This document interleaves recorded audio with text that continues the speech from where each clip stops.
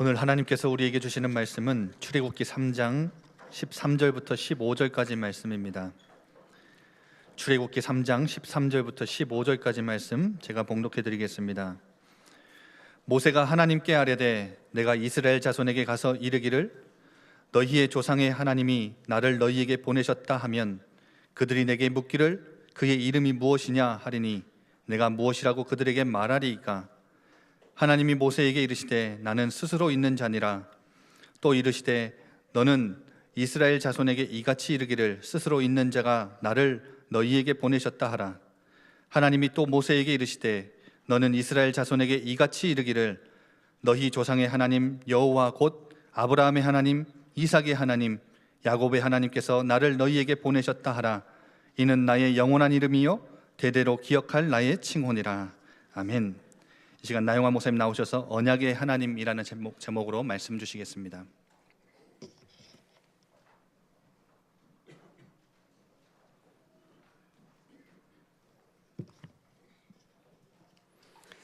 일부 예배 때도 퀴즈를 하나 냈었는데 2부 예배도 퀴즈 하나 내겠습니다.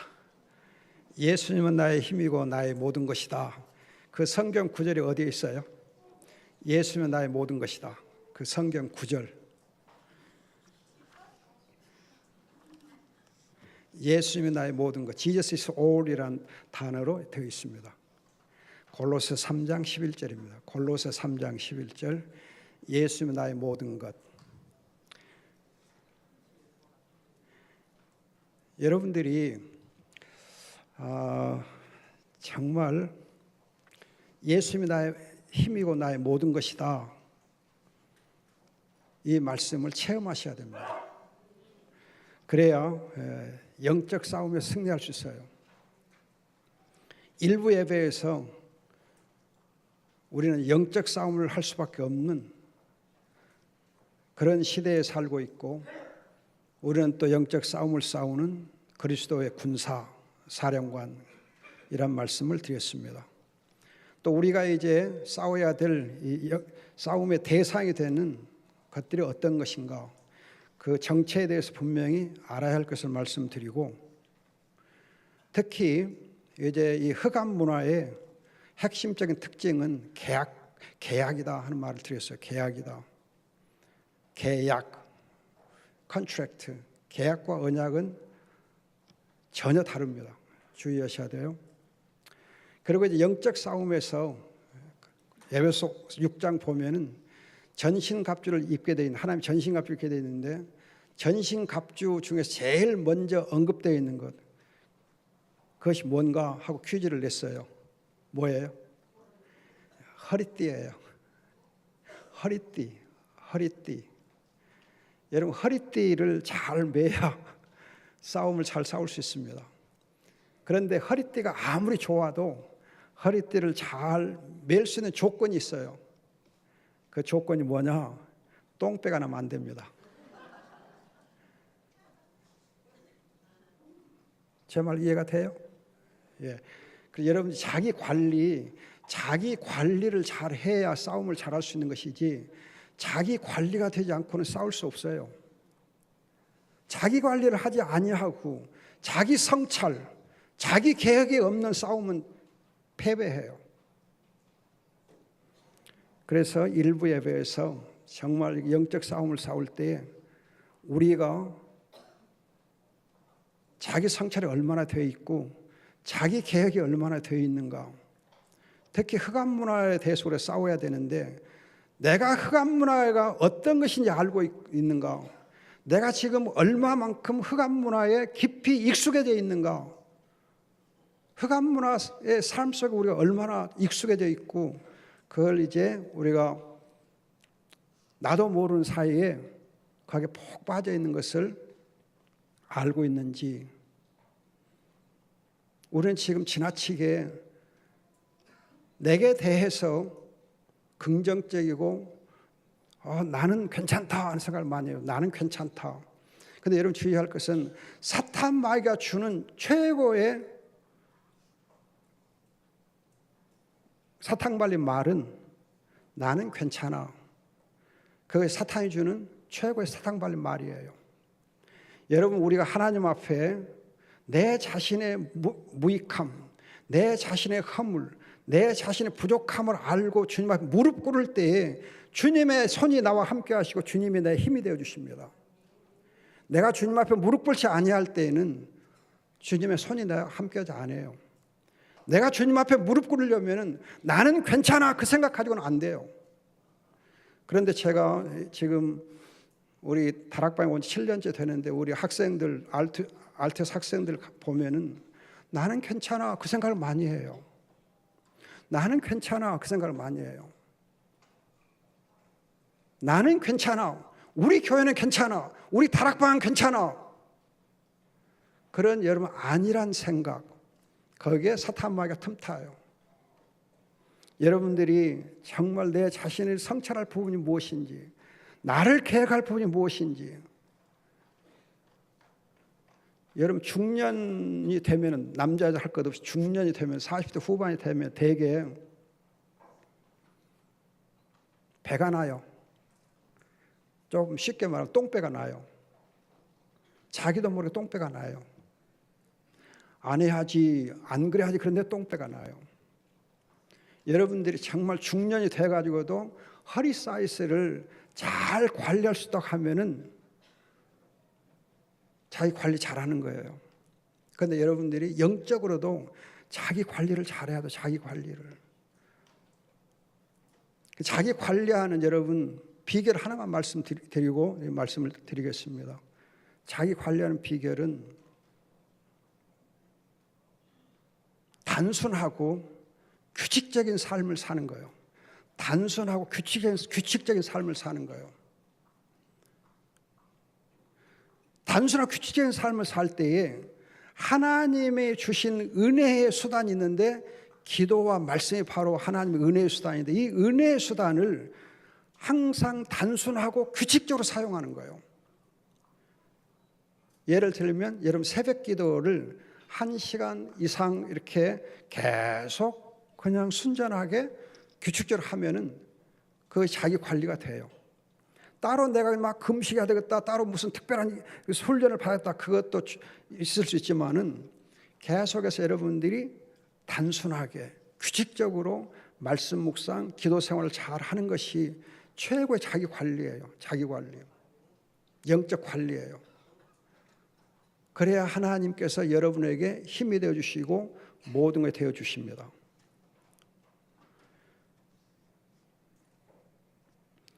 여러분이 이제 주의할 거가 세상의 문화는 계약 문화고 하나님의 문화는 언약 문화인데 계약과 언약이 어떻게 다른가? 계약은 자기 권리를 철저하게 주장하고 자기 권리를 최대로 활용하는 것이 계약이에요. 생각해 보세요. 부동산 계약을 합니다. 그러면은 내가 챙기는 것이 먼저예요. 상대방 생각 안 해요. 내 이익을 먼저 생각해요. 내 권리를 최대한 활용하는 것이 계약 문화예요. 나 중심, 돈 중심, 그러다 보면 쾌락 중심으로, 그리고 내 프라이버시가 항상 우선되는 것이 계약 문화예요. 거기에 반해서 언약 문화는 철저하게 상대방을 배려해 줘요. 철저하게 양보해요. 철저하게 희생하고 철저하게 관용해요. 그리고 언약은 감사와 만족과 검소와 절제의 삶을 살게 돼 있어요. 여러분들이 우리 하나님의 자녀입니다. 하나님이 우리를 언약의 대상으로 삼으신 하나님의 자녀인데 하나님의 자녀의 삶의 특징이 뭐냐? 하나님께 감사하는 거예요. 그리스도로 만족하고 하나님을 만족하는 거예요.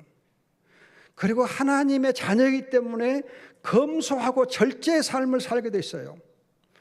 자녀의 특권을 함부로 사용하지 않아요. 남용하지 않아요. 여러분 정말 주의하셔야. 지금 한국 교회의 가장 큰 문제점이 뭐냐 하면 하나님의 자녀의 권세를 함부로 남용해요. 함부로 남용해요. 여러분들이 집에서 생각해 보세요. 아버지, 어머니가 힘써 모아놓은 재산을 정말 자녀들이 어떻게 사용해야 됩니까? 내가 자녀니까 마음대로 사용해도 된다. 아버지가 주신 거니까 내가 마음대로 사용해야 된다. 아버지가 내 것이니까 내가 마음대로 사용해도 된다. 그렇게 살아야 되나요? 아니잖아요. 아버지가 피땀 흘려 모은 재산, 아버지가 내게 주신 이 모든 것 정말 아끼고 또 절제하고 우리가 사용하지 않아요.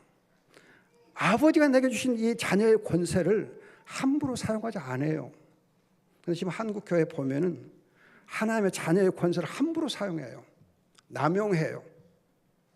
헌금 남용했어요. 여러분들이 무슨 교회 행사했을 때 함부로 헌금 막 예산 마음대로 쓰지 마세요. 음식 비싼 거 사 먹지 마세요. 좀 전략하세요. 또 여러분 무슨 행사했을 때 막 꽃다발을 여기다 그냥 막 쌓아 올리지 마세요. 적당히 하세요. 우리가 지금 지나치게 하나님의 자녀라고 해서 권리를 남용해요. 제가 목사에서가 아니고 목사님들이 권리를 남용해요. 이건 정말 부끄러운 얘기인데 제가 총장으로서 이게 몇 년간 한 일이 있어요. 총장하면서 전국 신학대학교 총장하면서 총장이 이제 회계인가 뭘 맡아서 했어요. 보니까는요, 총장들이 모이면 항상 어디서 모이느냐? 서울에 있는 최고급 호텔에서 모여요. 하여튼 저는 처음 가봤어요. 하여튼 최고급 호텔에 모여요. 그럼 점심을 먹어도 좀 비싸더라고요. 회계니까 지출하다 보면 주여 너무 많이 지출돼요. 여러분 총장이면 그렇게 최고급 호텔에서 모여야 총장 빛이 나나요? 안타까웠어요. 여러분 목사님들이 총회장 됐다 해가지고 총회장 이제 되면은 교단에서뿐만 아니라 무슨 그 단체 교단 모임의 단체들에서 여러 교단의 총회장들을 축하하는 무슨 축하 예배인가를 드려요. 그럼 예배 드린 거 보면 꼭 어디서 모이느냐? 최고급 호텔에서 꼭 축하 예배를 드려요. 교회에서 드리면 안 되나요? 교회 예배당 얼마나 좋은데 교회에서는 안 드리고 꼭 축하해로 최고급 호텔에서 드려요. 여러분들이 지금 이제 교회를 예배당을 지으려고 지금 준비 중 건축 중에 있는데 제가 여러분들에게 말씀드릴 자격은 없지만 예배당 여러분 절대 호화롭게 치지 마세요. 예배당은 예배하기 위한 그런 공간으로 지으면 돼요. 한국 교회가 여러분 예배당을 지나치게 호텔처럼 짓다가 최고급으로 호화롭게 짓다가 망한 거예요. 베드로 성당 여러분 중세 교회를 부패하게 했던 게 베드로 성당이거든요.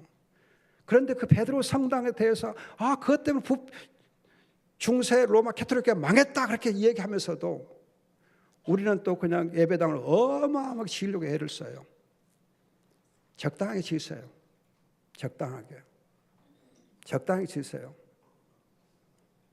스룹바벨의 여러분 성전이 초라했어요. 그러나 하나님의 영광이 예루살렘 성전 때보다 더 배나 그 영광이 충만했어요. 하나님의 영광은 건물에 임하지 않아요. 우리가 정말 하나님 예배 드릴 때 그 예배하는 예배 가운데 임하시는 것이지 건물 가운데 임하지 않아요. 여러분 LA에 있는 수정교회 크리스탈 처치라는 교회가 어마어마하게 잘 지었어요. 망했어요. 부끄러워졌어요. 여러분 계약 문화는 내 권리를 최대한 활용하려고 그래요. 그리고 나 중심, 내 프라이버시를 항상 내세워요. 내 권리를 내세워요. 그러나 언약은 희생, 절제, 검소, 감사, 만족의 삶을 살게 돼 있어요. 여러분 계약은 이해관계, 이해를 따지는 것이 계약관계예요. 항상 우리가 지금 우리 모든 삶을 보면 편리한 것, 빠른 것, 그리고 프라이버시를 항상 중요하게 여겨요. 그래서 집에서 보면은 특히 딸내미들이 방문 앞에다 엄마 들어올 때 노크하세요. 그리고 노킹 딱 써놨어요. 노킹. 무슨 엄마가 딸 집에 방에 들어가는데 노크가 필요해요. 프라이버시 그 계약 문화예요. 여러분 요즘에 뭐 중학교에서 그렇게 가르친다 그러대요. 딸의 스마트폰을 가지고 SNS 뭐 그런 그 안에 있는 글들을 이렇게 엄마가 보면은 인권위원회에 고소해도 된다.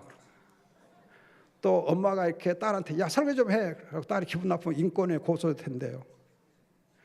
또 엄마가 때렸다 그러면 기분 나쁘다 그러면 인권위에 고소한대요.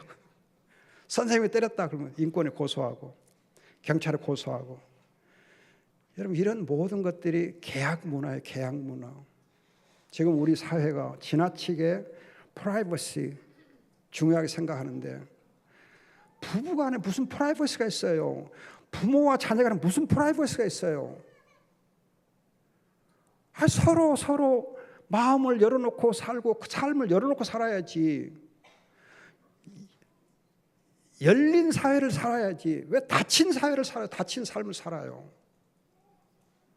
여러분 창세기 2장 보세요. 아담과 하와를 하나님 만들었어요. 언약 공동체로 만들어 주셨어요. 서로 벌거벗어 부끄러워하지 않았어요. 수치가 없어요. 부끄러움이 없어요. 여러분 언약 공동체 안에서는 프라이버시가 없어요. 지금 여러분 우리 지나치게 프라이버시를 강조해요. 계약사회의 잔재예요.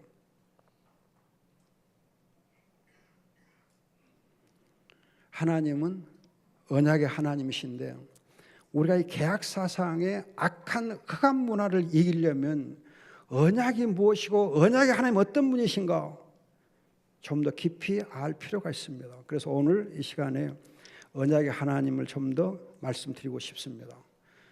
이 내용은 이제 중지대학원에서 지난번에 강의했던 것입니다만 조금 더 보충해서 말씀드리고 사실 일부에서는 이제 이 언약의 하나님을 우리가 알아야 되는 데 있어서 왜 어떤 영적 싸움을 싸우는가 영적 싸움에 대해서 자세하게 말씀드렸으니까 여러분들 일부 예배 설교도 들어보시면 좋고 그리고 3부 예배에서 이제 결론을 말씀드릴 거예요. 그래서 오늘 1부, 2부, 3부 다 연속돼 있어요.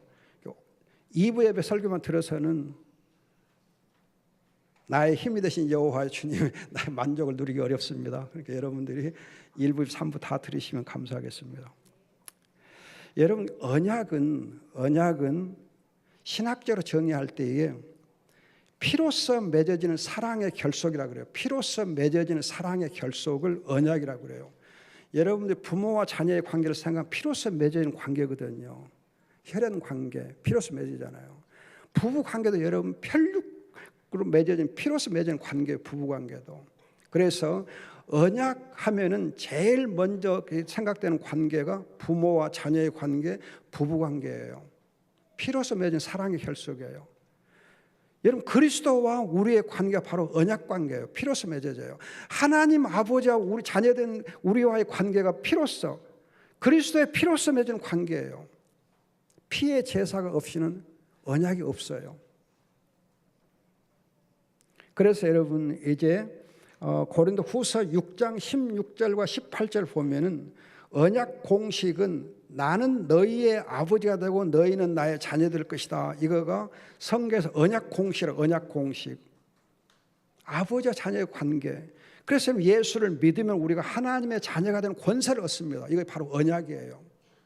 그런데 여러분이 창세기 2장 16, 17절 보면은 선악과를 따먹지 말아라 명령을 하시는데 그것이 언약이에요. 무슨 말이냐 하면 아버지와 아들의 관계에서는 아버지가 아들에게 명령을 할 수 있는 관계예요. 명령하면 그 아들은 아버지를 순종할 수 있고 공경해야 돼요. 그래서 명령하고 순종하는 그 관계를 두고 언약이라고 그래요. 명령과 순종이 가능한 관계. 그런데 여러분 지금 우리 계약사회에서는 명령하면 안 돼요. 계약사회는 순종하면 안 돼요. 내 권리, 내 주장만 하는 것이 계약이에요. 여러분 지금 보면 집에서 아버지 어머니가 자식한테 이렇게 명령하면 아버지 왜 명령해요? 왜 설거지라고 명령해요? 명령하면 안 되는 사회, 가정. 여러분 학교에서도 선생님과 이 학생들 사이는 어떻게 보면 부모와 자녀의 관계예요. 그래서 여러분 옛날에는 스승과 아버지는 하나다 그랬잖아요. 사부일체. 지금은 선생님이 완전히 그냥 싹군이에요. 싹군을 취급해버려. 그러니 이제 언약적인 관계가 전혀 없어요. 우리 RTS 학교는 참 좋아요. 감사해요. 우리 학생들과 우리 교수님 사이에 그런 언약 관계가 잘 이루어졌어요. 그래서 저는 명령을 잘합니다. 학생들한테. 어떤 때는 어거지 명령도 해요. 어거지 명령. 말도 안 되는 명령을 해요. 대표적인 예가 두 가지 있어요. 말도 안 되는 것처럼 보이는데 말이 되는 명령이 있어요. 첫째는 레포트 낼 때에 손으로 써서 내라 그래요. 타자 못 치게 해요. 컴퓨터로 하지 마라 그래요. 손으로 써서 내라. 컴퓨터로 쳐서 내면 점수를 깎습니다. 영적 훈련을 위해서는 조금은 힘들게 하라는 거예요. 힘들게. 편하게 하지 말아라. 힘들게 좀 해봐라. 그래서 제가 요구하는 레포트 전부 손으로 써야 돼요.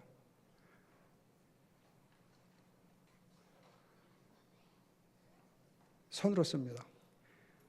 두 번째는 제 앞에서 절대 탄산음료 못 마셔요. 탄산음료 마시면은 점수 깎아요. 그리고 심할 써야 돼요. 반성문 써야 돼요. 못 마셔요. 여러분 탄산음료가 흑암 문화의 대표적인 거예요. 흑암 문화의 대표적인 것이 탄산음료예요. 여러분 탄산음료 좋아하잖아요. 흑암 문화예요. 우리가 싸워야 될 대상이에요. 근데 그걸 모르고 그냥 열심히 그냥 즐겨요.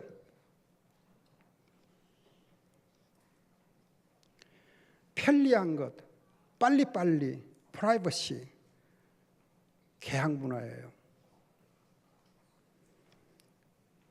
여러분 하나님, 언약의 하나님에 대해서 창세기 15장과 17장을 지금 예로 드는데 창세기 15장에 하나님 언약을 맺으십니다. 언약을 맺으실 때 보면은요.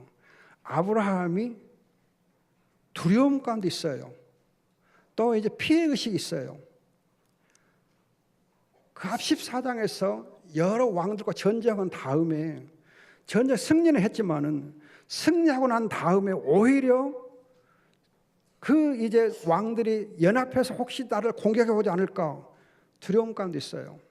롯을 구해놓고 나서 괜히 했다 피해의식이 있어요. 그런 이제 연약해지고 절망 가운데 있는 이 아브라함을 찾아서 언약을 맺으시는 것이 바로 하나님이에요. 여러분 하나님은 우리가 힘이 있다고 자랑하거나 내가 괜찮다고 생각할 때 오시는 것 아니고 내가 연약한 가운데 있을 때 내가 부족하다고 느낄 때에 내가 정말 힘이 없다고 생각할 때에 하나님을 찾을 때 하나님이 와주십니다. 그리고 언약을 맺으세요. 그런데 언약을 맺을 때 보면은 횃불이 쪼갠 재물사로 지나갑니다. 여러분 본래 언약을 맺을 때에는 재물을 쪼개게 되어 있는 쪼개고 그 쪼갠 사유로 이제 언약의 당사자가 지나가게 되어 있습니다. 그 말은 언약을 파기하면 이 재물을 쪼갠 것처럼 죽임을 당할 것이라는 뜻이에요. 그래서 언약은 파기가 되면 안 됩니다. 언약은 절대로 파기할 수 없는 것이 언약이에요. 여러분 부모와 자녀의 관계가 언약이랬잖아요. 파기될 수 없는 거예요. 아무리 아들이 밉고 또 믿고 해도 호적에서 아들을 파내면 안 돼요. 아무리 어머니 아버지가 믿고 해도 어머니 아버지를 버리면 안 돼요. 어머니가 치매에 걸렸다 버리면 안 돼요. 요즘 요양병원인가요? 거기를 많이 시설을 활용하시는데 요양병원에 모시면 괜찮아요. 그래 자주 찾아가셔야지요. 1년 동안 한 번도 안 찾아간 그 자녀들이 있다고 하더라고요. 매주 찾아가셔야죠. 여러분 치매에 있는 이 부모님들을 매주 한 번씩 찾아가 모셔야지. 요양병 한 번 이렇게 모시다 놓고는 나 몰라라 그런 자녀들이 많다 그래요. 그건 버리는 거랑 똑같아요. 여러분 부모와 자녀 관계에서는 파악이라는 것이 없어요. 부부 관계도 마찬가지입니다. 물론 예외가 있을 수 있지만 여러분들이 정말 우리가 항상 함께 가야 돼요. 그런데 창세기 15장에서 이 언약을 맺을 때 보면은 하나님께서 횃불로 나타나시면서 그 재물 사이로 하나님이 친히 지나가시고 아브라함은 안 지나가요. 언약을 맺으면 아브라함 지나가야 되는데 아브라함 안 지나가고 횃불로 나타나는 하나님만 지나가세요. 이건 뭘 의미하느냐? 하나님께서 장차 이 아브라함이 맺은 언약을 그의 후손들이 파괴할 경우에 하나님께서 친히 진노와 저주를 스스로 당하시겠다는 뜻이에요. 이 언약에 대한 책임을 내가 져주겠다는 거예요. 하나님께서 내가 친히 저주를 당해주겠다는 거예요. 내가 친히 이 언약 파괴된 것에 대한 책임을 져주겠다는 거예요. 그래서 여러분 아시는 대로 하나님 아버지께서 예수 그리스도를 희생 제물로 내어주시고 그가 십자가상에서 모든 저주와 진노를 우리 대신 다 당하게 해주셨어요. 그래서 로마서 5장 8절에 하나님의 사랑이 바로 그리스도 십자가를 통해 나타났다 말씀하는 거예요. 언약의 사랑이에요. 언약의 사랑은 자녀의 아픔과 연약함을 함께 아파하고 대신 당하는 거예요. 언약은 아픔과 연약함을 함께 아파하고 함께 당하고 아니 대신해서 당해주신 것이 바로 언약이에요. 여러분 생각해 보세요. 아버지의 최고의 특권이 뭔가? 자녀의 연약함을 함께 아파하는 것이 아버지의 최고의 특권이에요. 아버지의 최고의 특권이 뭐냐? 자녀의 모든 실수와 허물을 대신 안아주는 것이 부모의 최고의 특권이에요. 그것이 언약이에요. 그런데 여러분들이 이제 창세기 15장에서 보면은 하나님의 언약을 맺으실 때에 내 후손 갈라디아서 3장 16절에 그리스도로 이렇게 해석되어 있습니다. 그리스도를 믿는 믿음으로 언약을 하나님 맺게 해주시고 그리스도가 항상 중보자로서 가운데 계세요. 그리스도 안에서 하나님이 이 언약을 맺어 주십니다. 또 그리스도를 통해서 이 언약이 나중에 회복되게 하시기도 하십니다. 두 번째는 이 언약을 세우신 하나님 창세기 17장입니다. 17장에 다시 언약을 맺어주세요. 자, 이거 보면 여러분 주의할 건 뭐냐면은 창세기 12장에서 사실 언약을 맺어주셨어요. 15장에 또 언약을 맺어주시고 또 17장에 맺어주시고 22장에 가면 또 맺어주시고 그래요. 하나님이 한 번만 언약을 맺으면 되는데 한 번 아니고 여러 번 아브라함과 맺어주세요. 똑같은 언약을 똑같이 맺어주세요. 왜 그런 줄 아세요? 우리가 언약을 잘 잊어버리니까 우리가 언약을 잘 잊어버리기 때문에 하나님이 우리의 연약함을 아시고 때를 따라서 같은 언약을 맺어주세요. 그리고 확인을 시켜주시고 다시 언약 가운데 우리를 서도록 해주십니다. 창세기 16장에서 아브라함이 하갈을 취하여서 이스마엘을 낳고 13년 동안 이스마엘과 함께 지냈던 그런 이제 세월을 배경으로 하고 있어요. 13년 동안 아브라함이 뭐 했어요? 이스마엘을 낳고 이스마엘의 성장에까지 성녀의 되기까지 그 이스마엘과 함께 놀고 함께 지내는 세월이에요. 하나님 앞에 살아야 되는 하나님 앞에 사는 대신에 이스마엘 앞에 살았어요. 그래서 하나님께서 13년 동안 아브라함을 만나주시지 않아요. 영적 공백 상태에 빠진 것이 창세기 16장이에요. 13년간 영적 공백이 있은 후에 하나님 아브라함과 언약을 다시 맺어주세요. 야 이놈아 13년간 잘 놀았냐? 나 없이 잘 살았냐? 어쩌디? 나다 하고 오시는 거예요. 그러면서 언약을 맺으십니다. 그런데 여러분 17장 1절에서 하나님이 말씀할 때 나는 전능한 하나님이다. 내 앞에서 행하여 완전하라 말씀하는데 이 전능한 하나님이라는 이 단어가 굉장히 중요합니다. 이 단어를 대부분 여러분들이 생각할 때 Almighty God 그러니까 하나님은 굉장히 힘이 세신 나의 힘이 되신 하나님이요 힘이 세신 하나님 그렇게 생각합니다. 여러분 아버지인 것은 힘이 세기 때문에 아버지신가요? 아버지가 혹시 연약한 힘이 없는 아버지, 재산도 없고 권력도 없는 아버지, 건강도 별로 좋지 않은 아버지면 아버지가 아니신가요? 그 아버지는 힘이 없는가요? 여러분 어머니가 힘이 없는 어머니 있을 수 있잖아요. 그냥 무식한 어머니, 미안합니다. 무식하다고 해서 하여튼 공부를 하지 않은 어머니, 또 이제 별로 성품도 별로 그냥 그렇고 그런 어머니 이렇게 해서 그 어머니가 아닌가요? 여러분 이 비유는 조금은 이제 마음에 걸리는 예화인데 오해 없이 들으면 좋겠습니다. 그 이제 조금 정신 연령이 좀 낮은 분들이 결혼한 경우 있어요. 정신 연령이 좀 낮은 그런 이제 분이 결혼한 게 있는데 그 정신 연령이 낮은 그 어머니가 자식을 키울 때 보면요 엄청 헌신을 키워요. 그러면 그 자식이 커가지고 그 어머니를 박대하나요? 내 어머니 아니라고 하나요? 아니에요. 내 최고의 어머니 그러잖아요. 전능한 어머니예요. 여러분 정신력이 좀 낮게 보이는 그 어머니지만 그 자식의 최고의 어머니예요. 어머니가 아무리 무학의 어머니일지라도 성품이 좀 까다로운 어머니일지라도 내게는 최고의 어머니.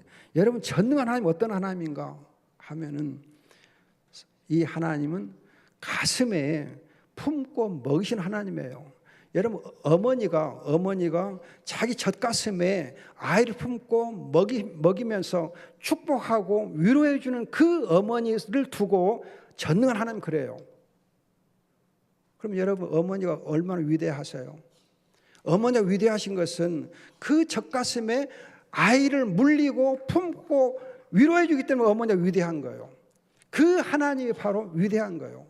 그래서 여러분 시편 이제 이사야서 46장 3절 4절 보면은 그 하나님께서 나를 남에서부터 늙을 때까지 업고 안고 품으시는 하나님이다 그래요. 이 하나님 바로 언약을 세우신 하나님 그래요. 전능한 하나님은 바로 축복과 위로의 원천의 하나님이신데 왜 원천의 하나님이신가? 나를 가슴에 품고 먹이시고 업고 안으시고 위로하시고 하니까 전능한 하나님이에요. 그 하나님 바로 언약의 하나님이에요. 그럼 여러분들 생각해 보세요. 계약과 언약을 비교해 볼 때에 이 언약의 하나님이 어떤 하나님인가? 언약이 어떤 것인가? 언약은 상대방을 축복하고 위로하는 거예요. 상대방의 연약함을 함께 아파하는 거예요. 품어주고 안아주고 용납해 주는 것이 언약이에요. 내 권리를 주장하는 거 아니에요. 철저하게 품어주는 거예요. 철저하게 그 연약함을 감싸주는 거예요. 철저하게 여러분 나를 내어주는 것이 바로 언약이에요. 그리스도가 자기 자신을 내어주셨잖아요. 하나님이 자기 모든 걸 다 내어주셨잖아요. 그 다음에 여러분 언약을 성취하시는 하나님은 만군의 여호와인데 만군의 여호와는 천군 천사를 동원해서 그 언약을 성취되도록 사탄 마귀를 박살내시는 하나님이 바로 만군의 여호와입니다. 어둠의 권세를 꺾으신 하나님.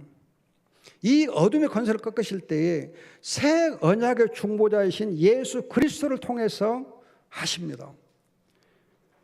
여러분 히브리서 9장 15절을 보면 예수 그리스도가 우리의 새 언약의 중보자라고 합니다. 새 언약의 중보자. 우리가 이 언약을 제대로 못 지키니까 하나님께서 새 언약의 중보자 그리스도를 세워주셨어요. 그리고 우리가 사탄 마귀를 제대로 잘 못 싸워내니까 이 그리스도를 통해서 사탄 마귀를 멸하십니다. 여러분들 골로새서 2장 15절과 히브리서 2장 14절을 보면은 사탄 마귀를 그리스도께서 멸하셨다고 그래요. 여러분이 창세기 3장 15절에서 여자의 후손이 사탄의 머리를 상하게 하고 긁잖아요. 그러니까 여러분 이 창세기 3장 15절의 핵심은 뭐냐면은 여자의 후손 그리스도께서 사탄 자체를 멸하는 거예요. 사탄 자체를 박살내는 거예요. 사탄이 하는 일을 박살내기 전에 사탄을 먼저 박살을 내요. 그걸 여러분 유의하셔야 돼요. 여러분들은 흔히 보니까는 그리스도께서 죄와 사망을 멸하시다 그것만 강조하더라고요. 아니에요. 창세기 3장 15절은 여자의 후손 그리스도가 사탄 마귀를 먼저 멸하시는 거예요. 그것이 골로새 2장 15절과 히브리서 2장 14절이에요. 그리스도께서 사탄 마귀를 먼저 박살을 내시니까 우리가 이기는 거지요. 그리고 나서 그리스도께서 마귀가 하는 일, 곧 죄를 짓게 하는 그 죄의 결과인 사망을 멸하셨다 그래요. 그것이 히브리서 9장 26절과 요한 1서 3장 8절이에요. 주의하셔야 돼요. 새 언약의 중보하신 그리스도를 통해서 먼저 사탄 마귀를 멸하시고 그리고 사탄 마귀가 하는 일들도 함께 없애는 거예요. 그래서 우리가 승리할 수 있는 거예요. 언약의 하나님, 그래서 우리의 힘이 되시고 우리의 모든 게 되어 주시는 것입니다. 그래서 여러분 이 새 언약의 중보자신 예수 그리스도 안에 우리가 있으면, 우리가 그 예수 그리스도 안에 있으면 로마서 8장 1절에 정죄와 심판이 없다 그래요. 왜? 그리스도께서 십자가상에서 우리 대신에 정죄와 심판을 당해 주셨기 때문에 그리스도 예수 안에 있으면 정죄와 심판이 없어요. 또 사탄 마귀를 멸하시기 때문에 사탄 마귀로 고소할 수가 없어요. 그래서 여러분 로마서 8장 37절 가면은 사탄 마귀를 고소할 수 없다 그래요. 그러나 또 하나 주의할 것은 로마서 8장 2절에 보면은 예수 그리스도 안에 있으면 생명의 성령이 죄와 사망에서 우리를 해방시킨다 그래요. 우리 성경 번역이 좀 잘못되어 있는데 로마서 8장 2절은 예수 그리스도 안에 있는 생명의 성령의 법이 아니고, 있는이란 말 없어야 돼요. 예수 그리스도 안에서 성령의 죄와 사망을 이겨요. 성령이 그리스도 안에 있는 것이 아니고 그리스도 안에 내가 있을 때에, 내가 그리스도와 함께 있을 때에 성령께서 죄와 사망을 우리를 해방시켜 주는 거예요. 번역이 좀 잘못되어 있어요. 그 번역을 고쳐야 되는데 시간이 좀 걸릴 것 같네요. 영어 성경 보세요. 영어 성경 보면 안에 있는이란 말 없어요. 안에서, 그리스도 예수 안에서 내가 그리스도와 함께 있으면 성령께서 죄와 사망의 법에서 우리를 해방시켜 주는 거예요. 아멘. 이렇게 여러분들이 이제 하나님께서 언약을 맺으시고 그 언약의 하나님이 우리로 하여금 승리하게 주시면서, 언약의 하나님은 언약의 걸림돌이 되는 죄를 제거해 주시면서 언약을 누리게 하시고 언약을 통해서 하나님의 사랑을 알게 하십니다.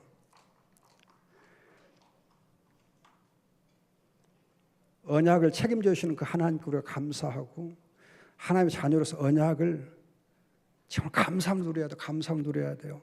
여러분 절대, 여러분 거듭 말씀, 절대 하나님의 자녀라고 해서 내 권리를 함부로 쓰지 마세요. 자녀의 권리를 함부로 쓰지 마세요. 자녀의 권리를 제발 함부로 쓰지 마세요. 나를 주장하지 말라, 그런 말씀을 여러분 많이 듣잖아요. 그러면 여러분 하나님의 자녀이기 때문에, 하나님 내게 자녀의 권세를 줬기 때문에 그 권세를 함부로 쓰지 마세요. 함부로.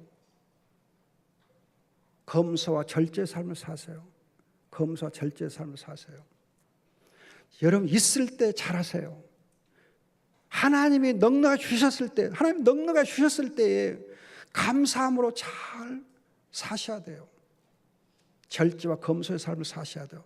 함부로 허비하지 마세요. 낭비하지 마세요. 남용하지 마세요. 한국교회의 가장 큰 지금 문제가 남용이에요. 자녀의 권리를 너무 남용해요. 헌금을 지나치게 남용해요. 교회 예산을 지나치게 남용해요. 하나님 주신 복을 너무 남용해요. 왜 남용해요? 하나님 주신 걸 아껴 써야지. 아껴 써야지요. 검소와 절제의 삶을 살아야지요. 여러분 좀 부끄러운 얘기지만 오해는 마시고 저는 승용차 없습니다. 자동차 운전면허증 없습니다. 서울을 지금 제가 30년간 왔다 갔다 하고 있습니다. 매주 서울을 30년 동안 왔다 갔다 했거든요. 항상 일반 고속 타고 다녀요. 일반 고속 계속 타고 다녀요. 허리가 제가 아파 수술할 지경 됐어도 일반 고속 타고 다녔어요. 버스와 전철 타고 다니지 택시도 잘 안 타요. 승용차 없어요. 저는 스마트폰 없어요. 컴퓨터 없어요. 그냥 천천히 살아요. 안 편리하게 살아요. 조금 불편하게 살아요. 그런데 굉장히 건강해요.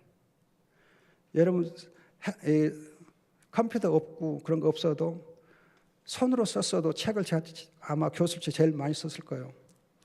책 30권 이상 썼어요. 35권인가 썼어요. 번역한 책이 25권이에요. 거의 60권 다 돼요. 다 손으로 썼어요. 이 손으로 다 썼어요. 불편해도 손으로 쓰면 좋아요. 여러분 언약의 여정을 걷는다 그 책 여러분 보셨지요? 예쁘게 잘 써있잖아요. 그 책 쓸 때 다 손으로 썼어요. 근데 컴퓨터로 안 하고 손으로 썼어도 그 책을 쓸 때 며칠 걸려 쓴 줄 아세요? 며칠 걸려서 단 5일이에요. 5일 동안 그 책 썼어요. 5일 동안에. 성경 기독교 세관에 대한 책은 그것도 6일 동안에 썼어요. 여러분 책 쓸 때 컴퓨터 안 손으로 써도 빨리 써요. 굉장히 빨리 써요. 하나님이 함께 하시면 더 빨라져요. 불편한 거 참으면 더 편하게 해주세요. 언약의 하나님을 누릴 때에 절대 여러분 내 권세를 남용하지 마세요. 언약을 여러분 남용하지 마세요. 검소와 절제의 삶을 사세요. 있을 때 아끼세요. 있을 때 절제하고 사세요. 힘이 있을 때 절제하고 사세요. 언약의 하나님이에요. 그것이 여러분 계약적인 삶을 살지 않는 비결이에요. 하나님이 여러분과 함께 하실 줄 믿습니다. 기도하겠습니다. 좋으신 아버지 감사합니다. 주님께서 언약의 하나님, 고마우신 하나님 찬양합니다. 우리 성도들이 이 언약의 삶을 살도록 도와주시옵소서. 언약으로 복을 주옵소서. 감사하고 귀하신 예수님의 이름으로 기도합니다. 아멘.